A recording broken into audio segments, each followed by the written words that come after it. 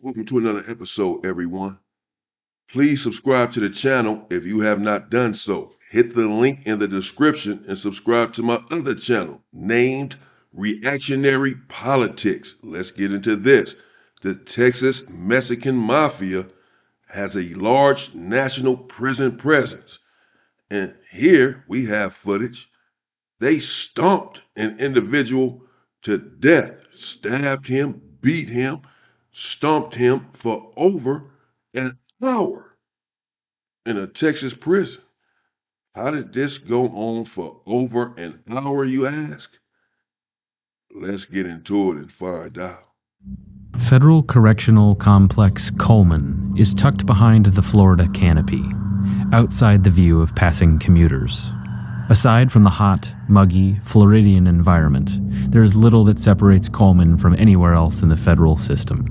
And that is even more true inside the Segregated Housing Unit, or SHU, where outside time is limited to an hour spent inside a line of tiny recreational cages, surrounded by walls, where inmates can do little more than walk in circles. And that's pretty much just like the SHUs in California. The SHU is also it's a security housing unit. They call it the SHU for short, or whatever, security housing unit, where Charles Manson was at for many decades, Monster Cody, myself, and many others. And they have cages just like this here in the Tehachapi SHU and in Corcoran SHU. It was in this environment that three men, Orlando Yazi, Osvaldo Farias, and Gerardo Martinez, found themselves on October 16th, 2007. But about 20 minutes into their recreation time that day, the drudgery of the prison experience was broken up by a surprise.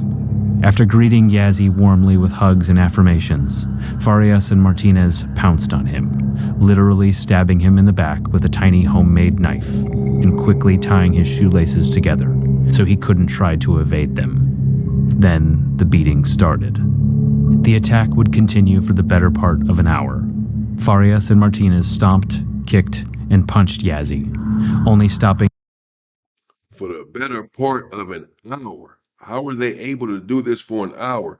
And these individuals are very ingenious, inventive, creative. They tied his shoelaces together so that he could not be running all around the place.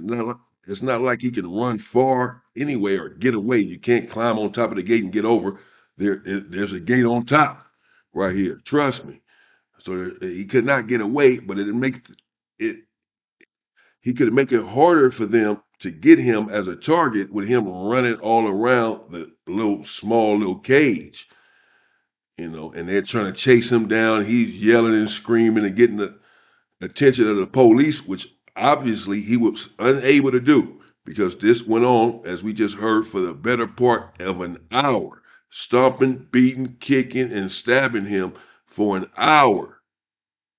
Where were the guards? I'm just wondering. I'm just saying, damn.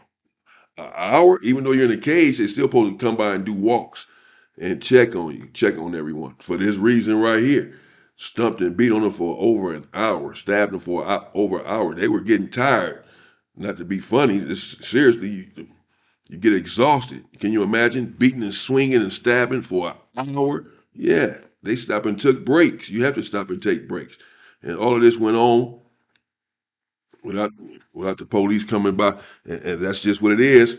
In prison, there's no help forthcoming. No one is going to come and save you. No one is going to come and help you. That's just it. We just seen the video. It went viral. I haven't played it here on my channel because it's so gruesome of the murder that transpired there in Kern Valley State Prison a week or so ago, where they chased the dude down. It's all on camera. Chased him down on the yard, about 15 dudes. Got on him and was whacking him back. And when they were done, he was just laying down there leaking. Done. Immobile. Couldn't move. Wasn't moving no more. Ain't never gonna move again. Over. and the guards, the COs were right there, stabbing them up, and the COs were literally right there. 7, 8, 9, 10 of them. Finally, they sprayed mace and all that, but too late. That didn't do nothing. No one's going to save you. The police, they're not going to save you. They right there. You'll die right in front of them, like he did, right there in front of them, drop dead right in front of them. Just got stabbed 50 times right in front of the police. They can't save you. They're not going to get stabbed up. They want to go home too.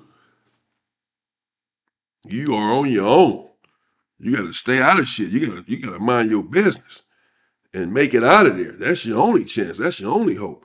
Thinking that you're going to be saved by anyone is a serious mistake, a potentially deadly mistake. Don't get yourself in a situation and then seek help somewhere, seek savior from somewhere else. No, just don't get yourself involved in the situation to begin with and make it out of there should you end up in that situation. Did the police just save this individual? He was being stumped and beat on for over an hour or whatever, better part of an hour, close to an hour, whatever, long enough. Did he survive this? You think? You think he survived this? Stabbing and beating on his head for an hour? He survived? He walked away? Let's see. To nurse their hurt hands and feet. By the time authorities moved in to stop the violence, it was too late for Yazi. He was placed on life support and died a short time later. Yep. While the motive was not immediately clear, all three men were tied with the Texas Mexican Mafia, also known as the Mexicanami, a gang that was dominant in FCI Coleman, despite the fact that the prison is located 1,000 miles from Texas. It was obvious that prison politics were at play here. But when the FBI was brought in to investigate, two things were perplexing. Why did an ultra-violent, powerful gang send two men with just months left on their sentences to commit a murder? And why did staff leave the recreation cages untended in the wing of a prison where guards are supposed to be watching? This video will focus not just on the preventable murder of Orlando Yazi, but the prison side of the Texas Mexican Mafia, which has spread beyond the Texas Department of Criminal Justice into the Federal Bureau of Prisons system as well, as RICO prosecutions against the Mafia in Texas have spread the gang's most charismatic and influential members to prisons around the United States. Back in February, we released a video that focused on the Texas Mexican Mafia's main hub of San Antonio, and also covered the basics of its structure and history, so we won't delve too deeply into those details here. But suffice it to say, the Texas Mexican Mafia split into two factions that comprise two separate hierarchies, except for the fact that the incarcerated president and vice president can exert complete control over the gang. Even those who aren't familiar with the Texas Mexican Mafia may remember a widely publicized incident from May 2022, when a reputed member named Gonzalo Lopez pulled off one of the most brazen prison escapes in American history.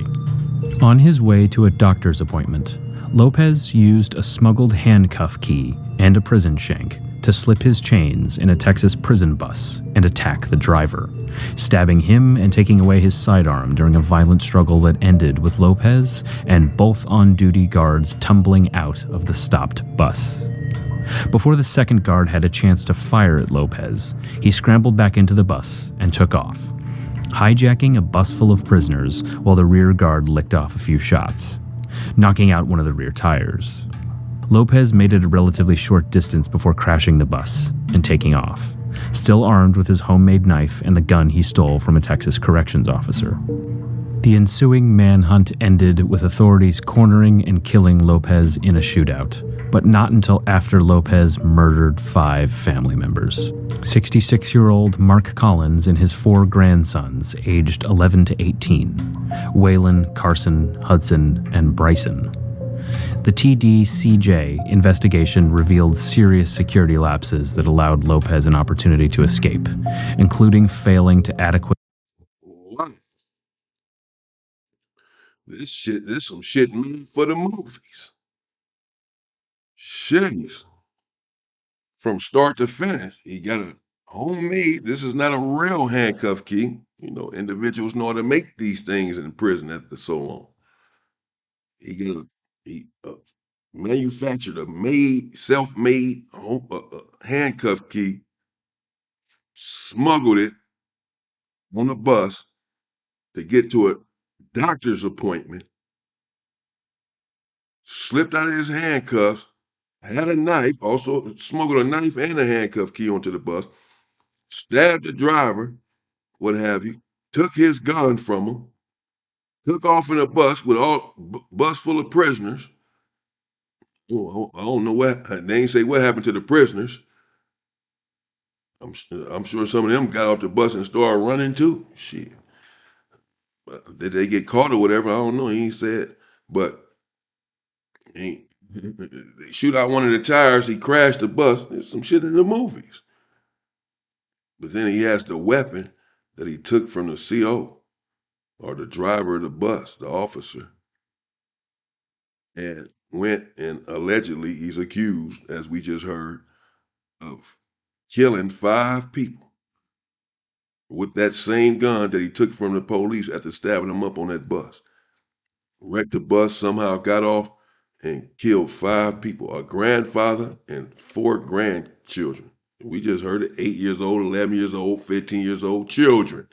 Killed a bunch of kids. Wow, is this allowed? Killed a bunch of kids? That's good. That's allowed. I didn't know that. That's all bad. That's not allowed where I'm from. Killing kids is a no-go. They ain't do nothing. And what you kill them for anyway? You on the run, you broke out, you keep trying to get away, but how's killing them gonna help you get away or whatever? I don't get it. Crazy. Then they end up cornering him, as we just heard, and killing him. Okay, whatever. Damage done. He didn't somehow escape. Y'all didn't let this man escape. He didn't escape and kill 5 people, innocent people. At least search him before he got on the bus, and deviating from a policy requiring 3 armed officers on prison transfer buses. Lopez had little to lose in his attempt at freedom. He had been convicted of capital murder for kidnapping and killing a man named Lupe Ramirez over a $40,000 drug debt owed to the La Maña drug cartel. Ramirez was kidnapped in front of his wife, held for ransom, murdered with a pickaxe before his family could come up with the money, and buried in a shallow grave. But despite the fearsome reputation that the brazenness of men like Lopez might evoke, when the Mexican army started, it struggled to gain footing within the Texas prison system. After its formation, the gang almost immediately went up against the older, better organized Texas Syndicate, the most dominant Hispanic gang within the TDCJ. Things quickly devolved into what the prison director openly called an all-out war, leading to a series of prison homicides targeting the Mexican army that culminated in the events of September 8, 1985, now forever known as Bloody Sunday. On that day, at a correctional facility known as Ramsey Unit 2 in Rasharon, 2 Texas Syndicate recruits named Lee Roy Castro and Rogelio Cantu fatally stabbed 3 Mexican Army affiliates named Lloyd Jaquez, Jose Arturo Garcia, and Alberto Carrillo Jr. The attacks were over in just 40 seconds, and the suspects surrendered to guards immediately.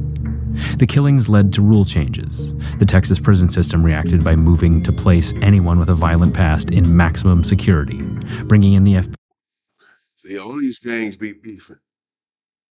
Just showed you how the MS-13s end up getting into it with the Mexican Mafia, which led to a double murder right there in prison. These are bloody, violent, deadly situations here in these prisons, man.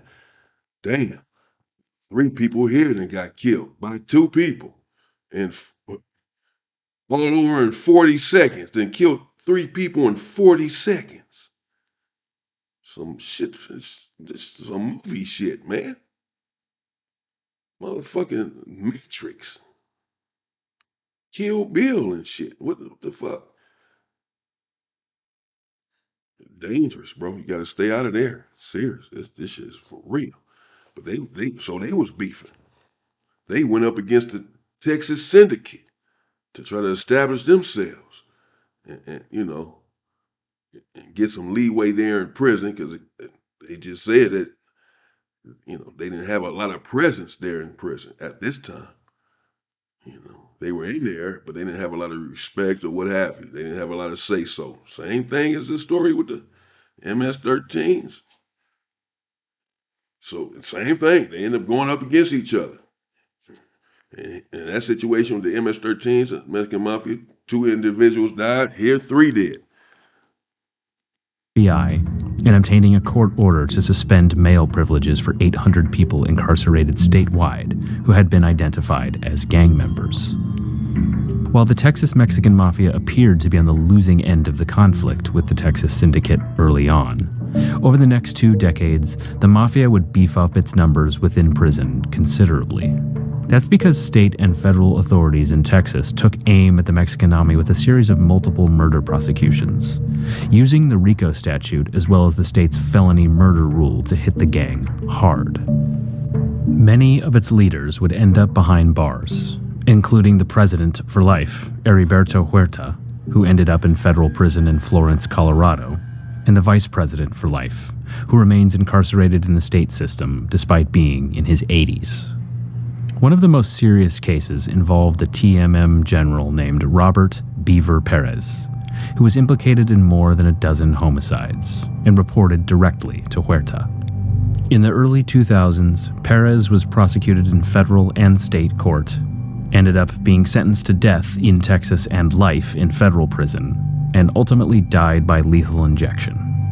One of his co-defendants in the federal RICO case was a man named Peter Loco Carrion, a man who was considered a soldier for the gang on the outside, but was able to raise his rank within the prison system. In 2007, Carrion found himself incarcerated at FCC Coleman, incarcerated with Yazi in the shoe, and Farias and Martinez in another cell down the hall. Ironically, Osvaldo Farias and Gerardo Martinez ended up in the Coleman shoe because they defended Yazi during an assault in September 2007. Yazi was a Mexican army member, but he was frequently on the outs with others, in part due to his erratic behavior and also in part because he appeared to play both sides of the fence by associating with Native Americans, possibly due to his past. For you see, Yazi was serving a prison sentence because in 1996 he snuck into a trailer on an Indian reservation in Nazolini, Arizona, armed with a gun, fatally shot 13-year-old Gregory K. and paralyzed a second boy. Incredibly, these crimes occurred while Yazi was on parole for killing 15-year-old Larry James in 1988 by beating the boy to death with a smoldering campfire log.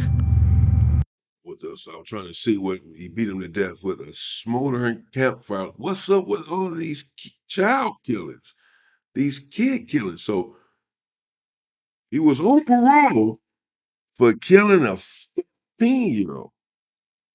That's a kid. Damn. People crazy. Killing a 15-year-old kid. Beat him with a smoldering log. Still had to sit there and be hitting him and beating him. That took work. That was deliberate, angry, forceful, a horrible death for that child. And while on parole for that, after serving time for that, they didn't kill the 13-year-old. What's up with all of this? That's it. I'm trying to understand the reason for killing the kid. Trying to recruit him to the gang. They owe you money. They did something wrong to you. What did the 13-year-old do? Jeez. Go after some grown men, some grown people or something. I mean, what is this?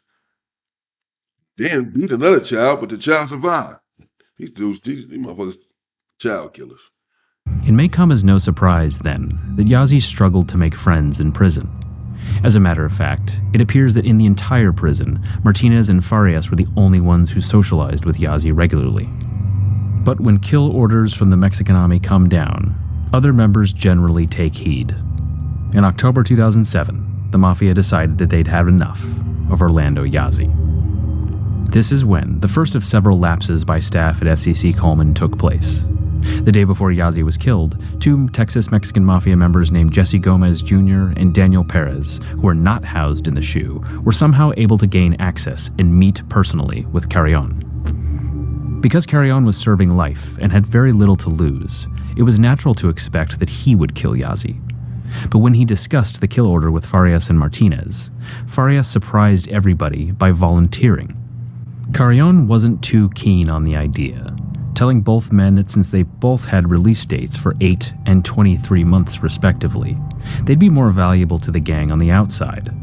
But as Martinez would later testify, Farias claimed that he had a plan that would both satisfy the gang and allow them to avoid any serious prosecution. Farias and Martinez knew that the wreck cages were lined up next to each other, and that if they were perceived as going too soft on Yazi, it wouldn't bode well for them. At the same time, neither man was too keen on spending the rest of his life in prison or with their friend being beaten and stabbed to death. So they resolved that they would, as Farias put it, make it look good, but avoid inflicting fatal injuries. Farias obtained a, quote, sissy shank, a slang term that refers to a knife that might be able to draw blood, but is not seriously considered a real deadly weapon, as opposed to a more powerful prison weapon known as a bone crusher, whose sole purpose is to kill. They agreed that they would use the sissy shank to stab Yazi in his lower back, avoiding his vitals, then punch him until the guards stopped him. That's how it was supposed to go. But when the attack went down, something went horribly wrong. While they banked on maybe beating Yazi for 2 to 5 minutes, no one came to stop them. Yazi screamed for a guard, and video shows that his attackers would periodically look up, as if confused as to why they were allowed to carry on for so long. But as the minutes ticked by, no one came. As Yazi grew weaker and weaker, another voice called out from down the tier. It was Pete Carrion, and he was screaming, "No pare, no pare," Spanish for "don't stop." Farias and Martinez acted accordingly. 45 minutes ticked by on... What? Whoa. That's wild work. Are we paying attention? Are we following along here? Did we just hear this correctly? The fix was in. This individual, Yazi, were these individuals' friends, as we heard early on. Yazi was having a hard time making friends there in prison, there in this particular part of the prison, there in the shoe. But these two, Farias and the other guy here, befriended him and they were cool with him. So much so that when a call came down to take him out, they had someone that was going to take him out that already had life in prison, Carrion.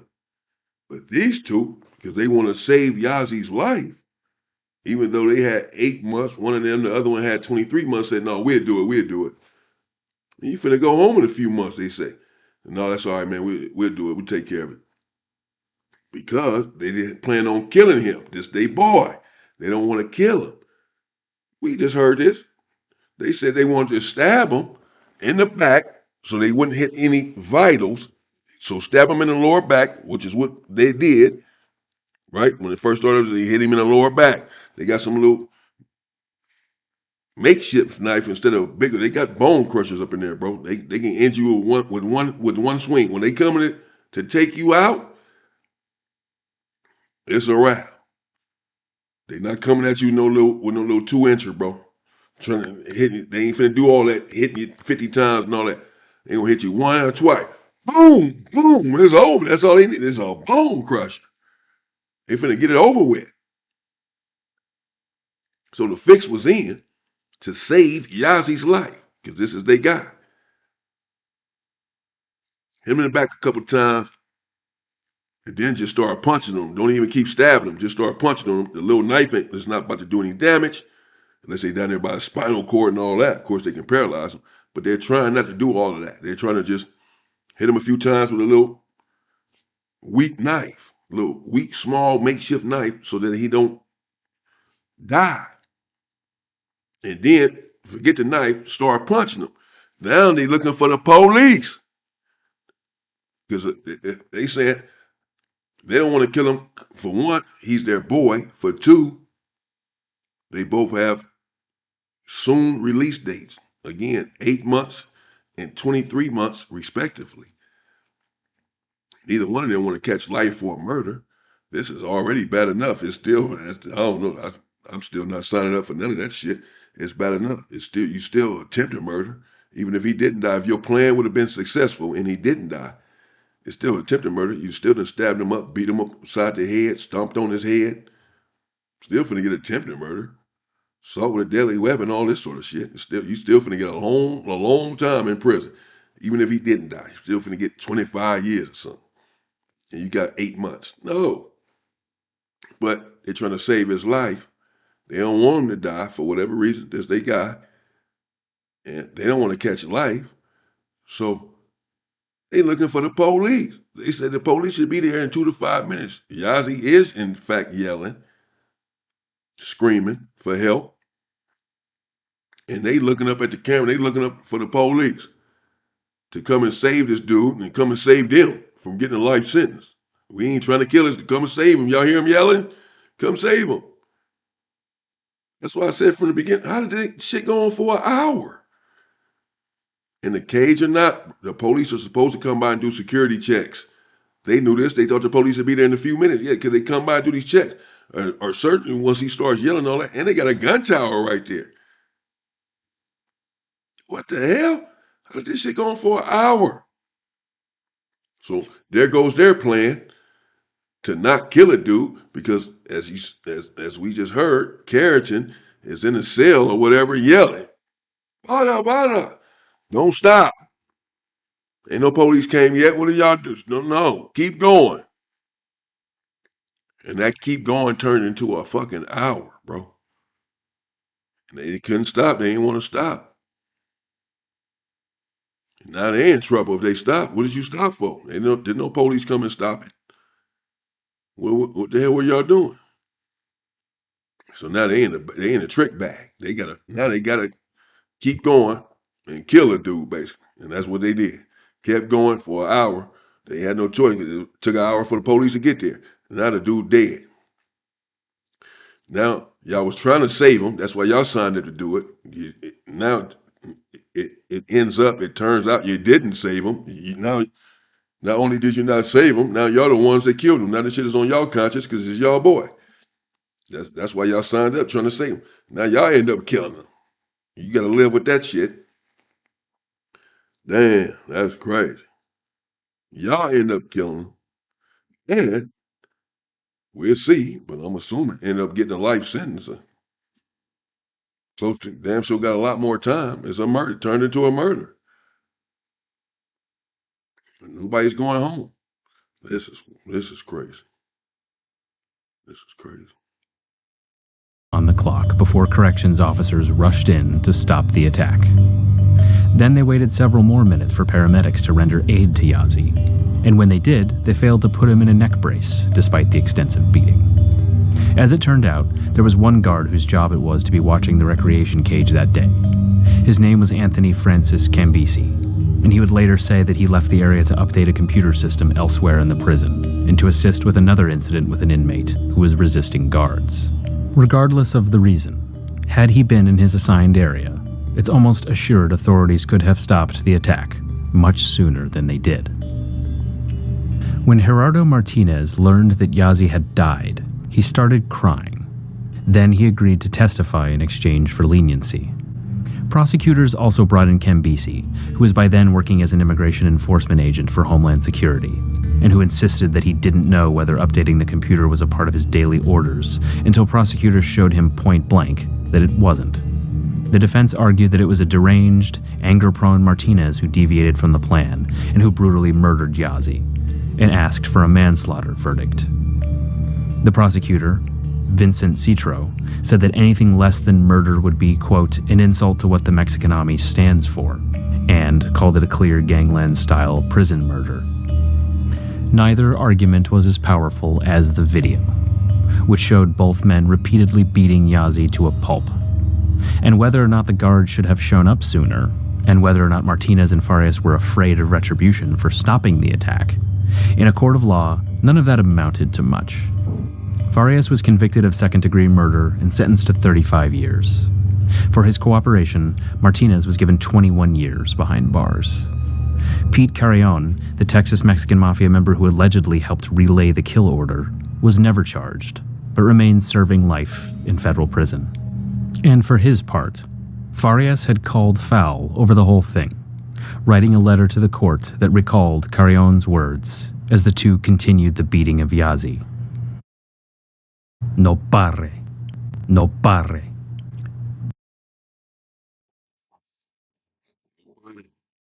Shit. All right, there you have it, man. Whoa. Wow.